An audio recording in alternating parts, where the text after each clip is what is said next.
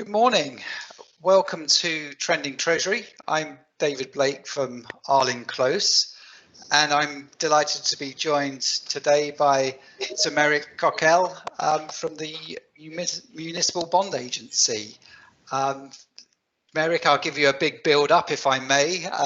Former international trader, former leader of the Royal Borough of Kensington and Chelsea, chair of the Local Government Association and chair of London Councils. Current chair of the MBA, as I said, and knighted in 2010 for services to local government. So there we go. There's your big build up, Merrick. How are you doing this morning? I'm fine, and great to be on, and great to be able to talk about something that hopefully is very much of the future, and with great potential for local government and indeed the capital markets. So yeah. Excellent. Yes, so on today's agenda, green bonds and environmental, social and governance borrowing, sort of very much de rigueur, very on trend at the moment, very popular, and an exciting topic. I'd agree on that.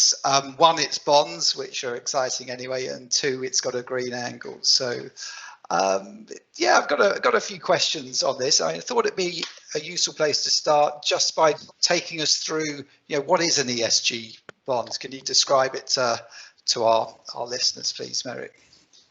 Yeah, well, we can get onto the detail later, but I think for a lot of people, we've been talking green bonds for a long period, and we know in some places they've been very successful. Still a lot of talk in this country, and getting to the stage of actually issuing them by anyone, has some way to go. I think one of the most interesting things is actually not to get fixated by the green bit, because we can all understand that. We can all understand, borrowing for really good, positive environmental or climate impact. Local government very much at the forefront of a lot of work in these areas. Actually, we took a decision at the bond agency some time ago that actually this needs to be widened. That's why we're calling it ESG. Some people are intimately familiar with ESG. My background in LGPS pension funds means that I spend a lot of time on this, as lots of the pension funds are. And quite rightly so, but it's the E and the S and the G are really important here. So you've got environmental, you've got social, and you've got governance, and the G often gets forgotten about. So what we're talking about here are ESG bonds that you'll be able to borrow. Local authorities will be able to borrow through us for good environmental purposes, the green bit everybody is clear about, but I think crucially it's the social bit as well, because a lot of local government spend has clear social benefits, and that's pretty obvious. It can be investing in capital spend on social care, on leisure centres, on social housing, on education. There's a lot there that may not be climate change, but is social benefit to the communities that local government serves. And the G bit obviously relates to local government and its clear commitment to high standards of governance, which is sort of part of the DNA of local government, but also ethical behaviour, tackling matters such as inequalities and so on. So this, frankly, this is sort of perfect for local government, and that makes it much simpler for us. We know from the two bonds we issued last year, our first two bonds, that there is a real market demand out there. The capital markets were keen to put money into municipal authorities in this country, but they keep coming back to us asking, A, they want more, and B, they want an ESG branding to it, and there are benefits in that, because, and we'll come on to sort of pricing benefits there, but when you've got capital markets with a demand, that means there can be a price advantage as well. Well, thank you for that run through, and yes, I'd agree. It does seem like a match made in heaven, really, that ESG. I mean, I've spoken to your colleagues previously, and so I think, well, there's quite a lot that a local authority will be doing that will tick those boxes, and yes, we see that investor demand across the markets for this type of bond. And we also see that type of demand across our local authority investors as well. They want an ESG slant to their investments increasingly. So yes. So how do you go about setting up an ESG bond? What's the framework? What are the rules? How do we know that any proceeds raised, for example, are going to go on these good and these worthy projects? What's the deal? Well, we've been working on the framework, and that'll be ready to share pretty soon. And what we've tried to do, with support from our advisors and the markets and banks and so on and so forth, is to make it as simple as possible for our clients, i.e. local government. We can only, the bond agency is owned by local government, we can only lend to local government. We want to make it as simple as possible. And that means that actually the majority of the responsibility for evaluating projects, which is going to be very light touch, and indeed managing that information, reporting it back to investors, and indeed the independent verification, that's going to rest with the bond agency. So we're not looking to create an onerous framework for local governments. Local government wouldn't need, if it borrowed money, it wouldn't need to hold it in a segregated account.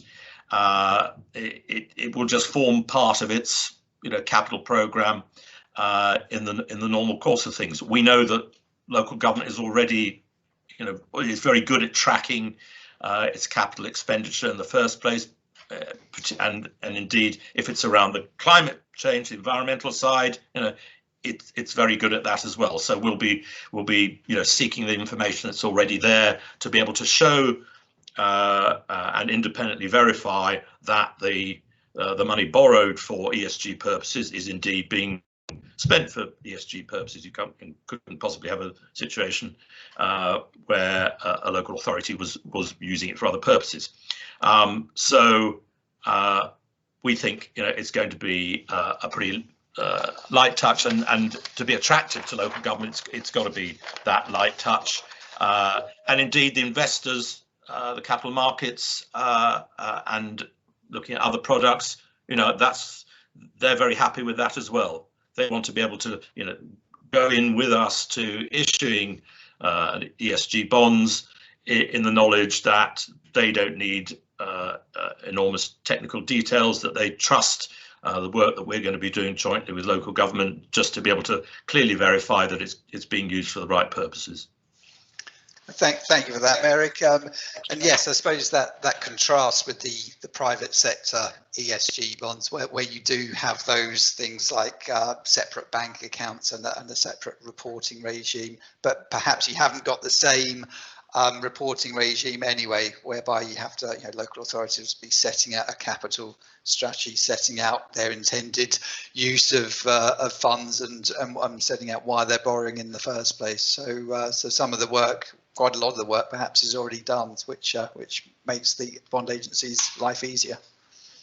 That's firmly our belief, and it makes the potential investors' life easier. No one wants a complicated reporting process. We need to be able to assure from the very beginning those international organisations that will be lending money to local government that these are the purposes and that meet their criteria. And my experience of local government, my colleagues' experience of local government is that is not going to be too difficult, and we'll be laying out clearly the types of projects that are eligible. Actually, it's almost going to be the type of things that aren't eligible. So it will clearly say that you cannot use the money to invest in fossil fuel power or indeed palm oil or nuclear, or whatever it may be. So it'll be as much you can't use the money for this as much as here is an endless list of potential uses.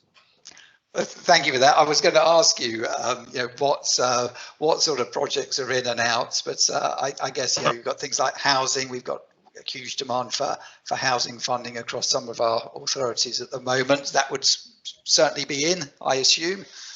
That would be in, on the S side, the social side. That would clearly meet that. Affordable social housing, access to essential services. Of course, in doing that, if the money was going to build new affordable and social housing, the councils would want, and we would want to make sure that they were being built to the highest standards of environmental expectations. So it not only is the sort of the end purpose got to be right, but actually we want to see that the actual mechanism of delivery of that is also accepting fully ESG principles.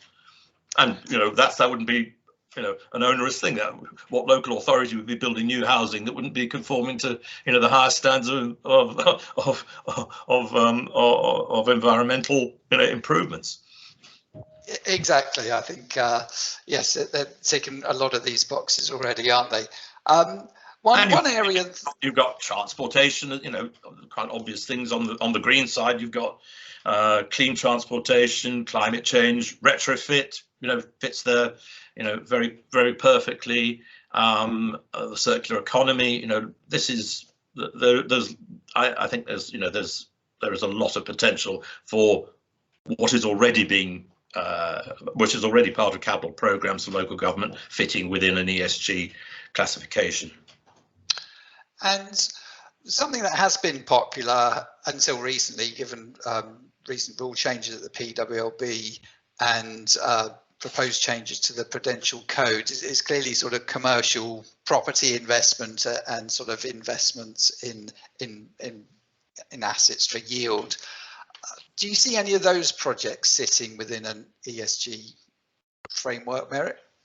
Well, we're not away through the government's change rules, so purely, we could have a long discussion on yield and what is purely commercial. Next time. Purely commercial investment that is not green and confers no wider social benefit, wouldn't fit in. But clearly, an investment in, if we stick with housing, that brought a yield for some part of it, but also brought the social benefit of affordable social housing, would and should be there.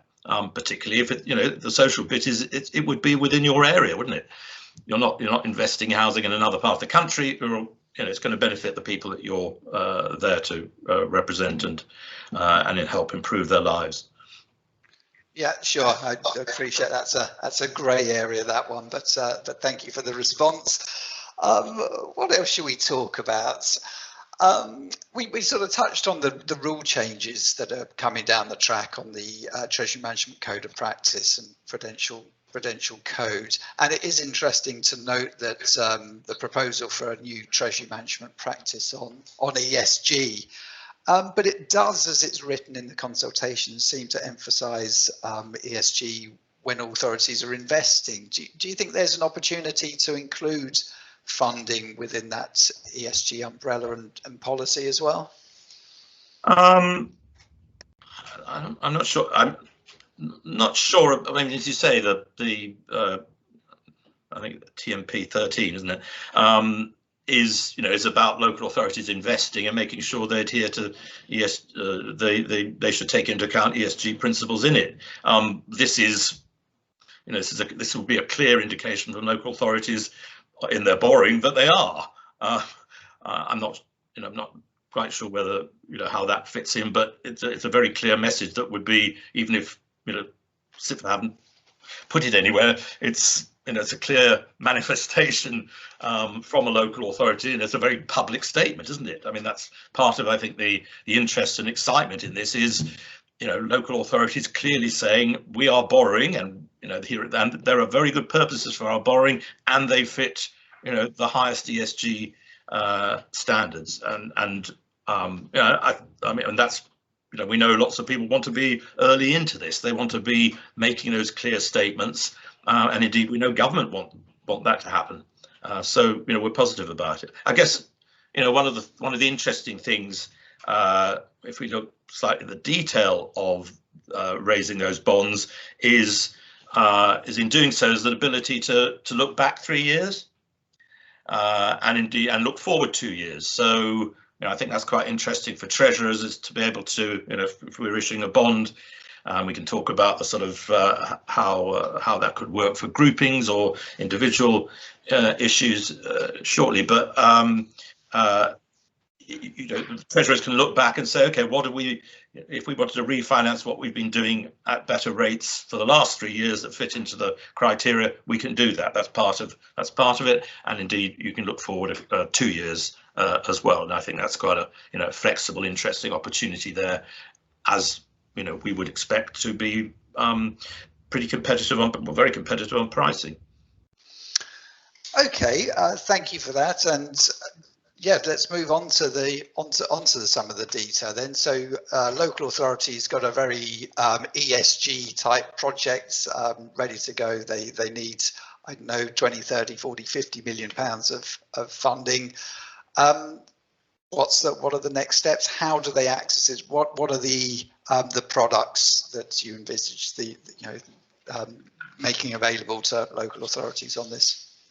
Well, David, the first step is talk to us. We want to, even if you are, some way away, because we have to plan the issuing of the bonds.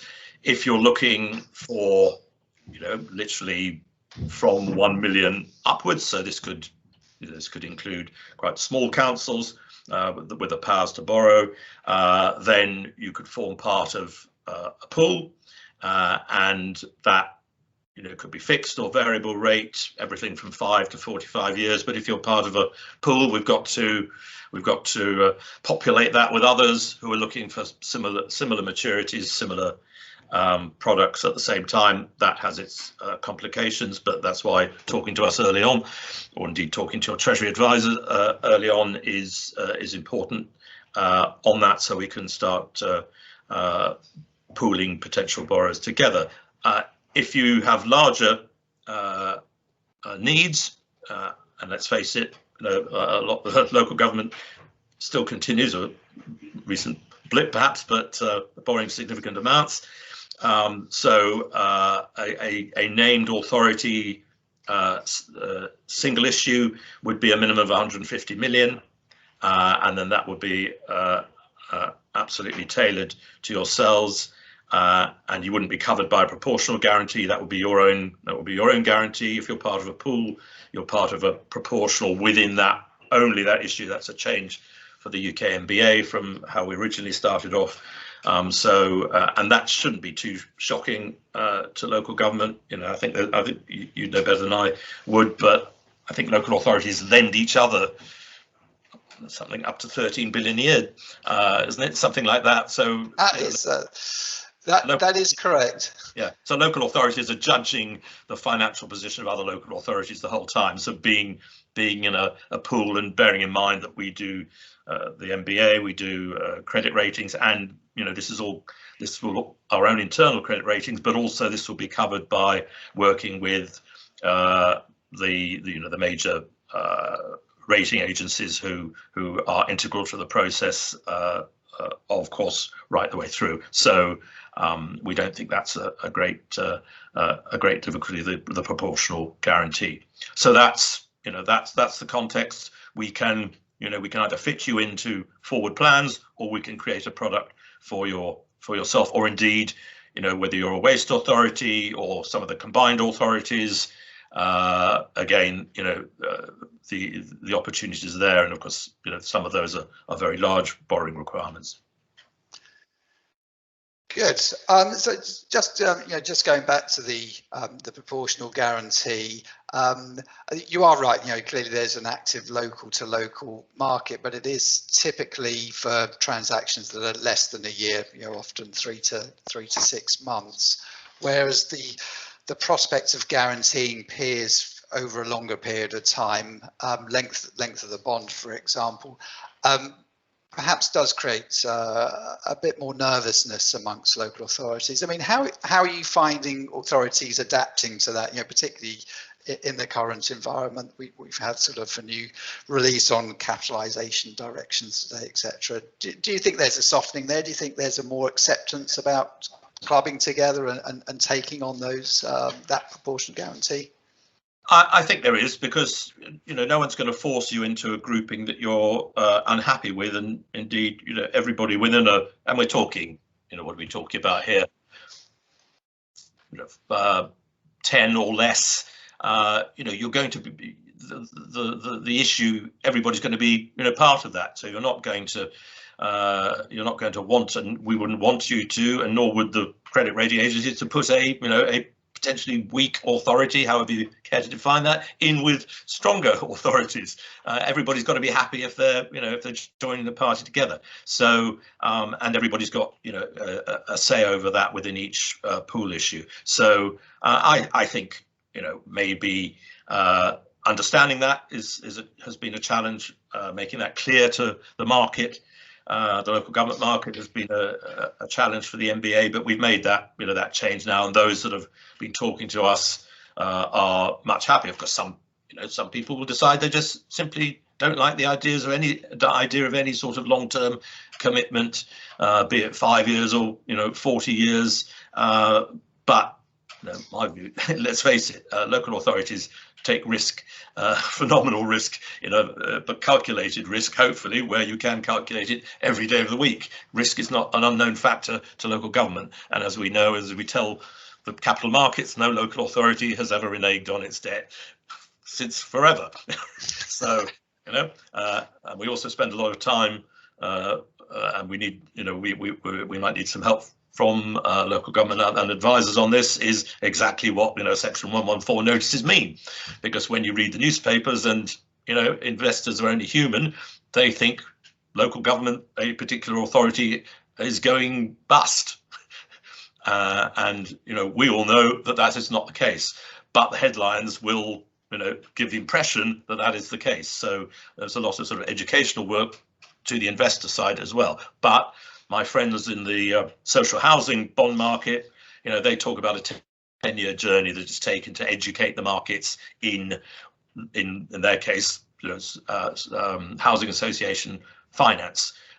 We're a few years into that, but we've got work to do to make everybody comfortable.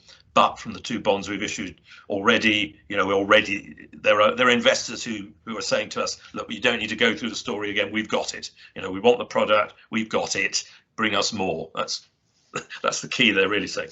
And we didn't talk about pricing. We can't go. So just to say that what we're seeing at the moment is 3 to 5 basis points tighter than otherwise than a sort of non-ESG bond, and depending on the maturity and everything like that, that we would see that within PWLB rates. And ESG bonds in Europe are 10 to 15 basis points cheaper than non-ESG bonds. That's not going to happen immediately, but that that will happen with what I was talking about just now. The experience gained, the comfort that the markets have, and then them being able to see that they that the product is actually ESG, that they can give the assurance necessary to their parties, and then the greater savings come through. But we got to do it. We got to do it to get it. See what I mean? It's not a very buzzy term, that, but we've got to get local authorities who are keen on the concept actually going ahead with it, even if the true benefits might take a few years to get there. But we certainly, we would hope to be 3 to 5 basis points under what we would otherwise be. I'd certainly agree with the approach whereby locals sometimes have to take a more strategic and longer term view. It's not necessarily about what you're doing now and what's cheapest and easiest now. Perhaps it's about building something for the future there. And just on the yields, I mean, we track the MBA, the Lancashire bonds, quite closely. I think the Lancs is now 4-year, the floating rate, and that's around 55 over gilts. Correct me if I'm wrong, Merrick. And I think the longer dated 40-year, and of course these are non-ESG, but I think that's trading just around 80 basis points, perhaps a bit tighter than that at the moment. So clearly proving it can be done, and it can provide an alternative source of funding, which has, I'm sure, been helpful in putting pressure on the PWLB and bringing their rates back down into line with the markets, perhaps. So, you know, there's some of the benefits there. But shall we go to some questions? We've had a few in. One that I've had, not online, but links to the first one. You know, can Scottish local authorities borrow from the agency, and what about the Welsh and Northern Irish authorities? While we're on that. Yeah, I mean, in the earlier days at the MBA, I spent time visited Scotland and talked. So. So, you know, we'd have to look, particularly on an ESG basis, we'd have to look at that. In theory, yes, but legislation is slightly different. Powers of general powers of competence, etc., maybe slightly different. But you know, we constantly set up as the UK Municipal Bonds Agency, and that you know, we'd be very keen to. It may be that the solution would be that it would be, say, a Scottish ESG bond rather than mixing Scottish authorities with English authorities. So again, you know, talk to us. And I know Northern Ireland is a slightly more complicated, slightly different setup there. What about Welsh authorities? Merrick? Yeah, again, I mean, we spent time with Northern Ireland as well. We know there's a great interest there. You know, we have to pick. You know, you know, we have limited resources to launch new products, and they've got to be at sufficient scale initially. So if we have interest from Wales, and it is, you know, at a significant level, then, you know, then that would be really good, and we'd be delighted to talk to Welsh authorities on that. We've got to be doing some scale at this to interest the markets. The markets, you know, the whole time they say that's with the Lancashire bonds, they said, you know, that's great, what's next? So they want to know there's a pipeline of, you know, significant sums coming forward, because that will interest international investors, and that they will see this is a whole new area opening up for them, and they'll bother to learn more about local government finance and everything else at the same time. Cool. And we've got a few questions coming in on size, minimum, maximum amounts, etc. And you did touch on that. I think you're suggesting single name issue, sort of really starting from 150 million. Was that the number you mentioned, Merrick? That's right. And you know, the same number, 150 to 200 if we were doing a pooled. So you know, we have to get to that level to be of interest to the markets, and the larger the amount, the better the pricing should be. And so within those pools, is there a minimum amount? I mean, if someone's coming with 1, 2, 5, 10 million pounds, I guess it just makes it more difficult to get everyone up to speed and build a club. But I guess it could be done. It could be done. But, you know, let's face it, the more authorities you've got, the more processes that have to be gone through. And that all takes time, and keeping everybody, you know, ready to go, so that everybody's got their documentation, everybody's got everything in the same place, because, you know, come that moment, you have to move or not.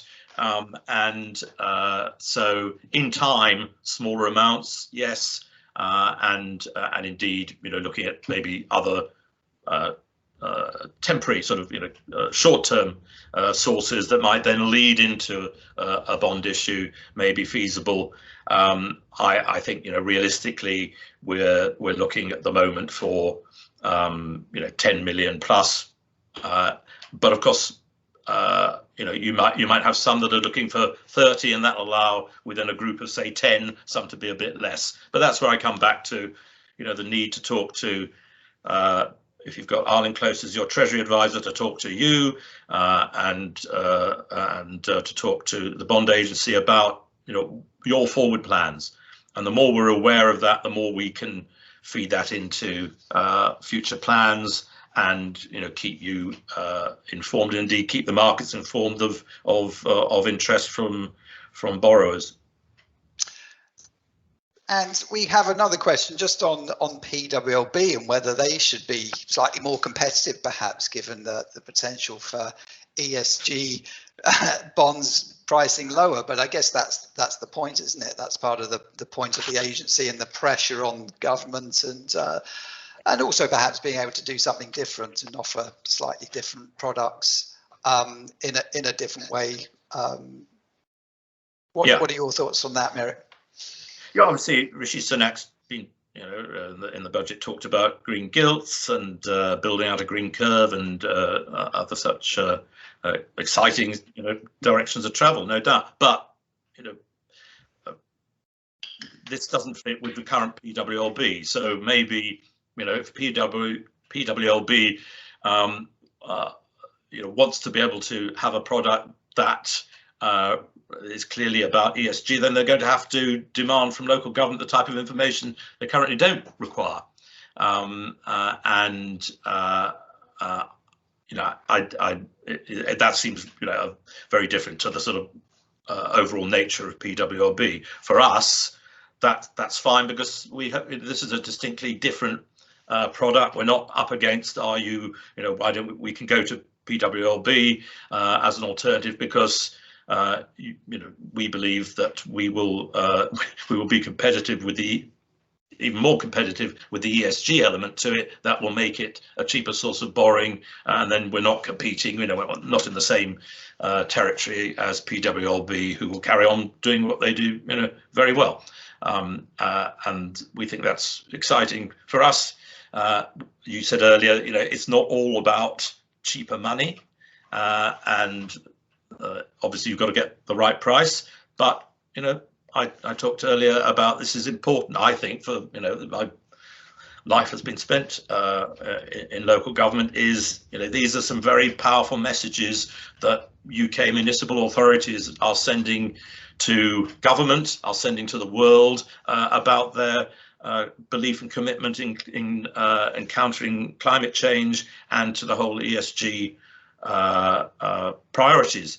And it's this is the capital markets backing it. This is the capital markets worldwide taking a view of the strength of UK local government, and that's doing it very. The answer coming back is we want this, we want more of this, and I think that's a great message also to government, is the expectation of local government not simply looking to the Treasury to fund its capital needs. Well, on that note, I think we'll bring it to a close. But certainly we see this ESG area as being exciting, being a very good fit with what local authorities are doing. And yes, I agree with the sentiments about building things for the future as well, and increasing diversification and flexibility on funding. So thank you very much for joining us, Merrick. And yes, hopefully you'll come back and we can have a catch up on some of those other bits we touched on at a later stage. But thank you. Thank you, David, for the opportunity, and look forward to some of the discussions resulting from this or through Arlene Close. Yep, we'll be in touch. Thank you. Great. Thanks.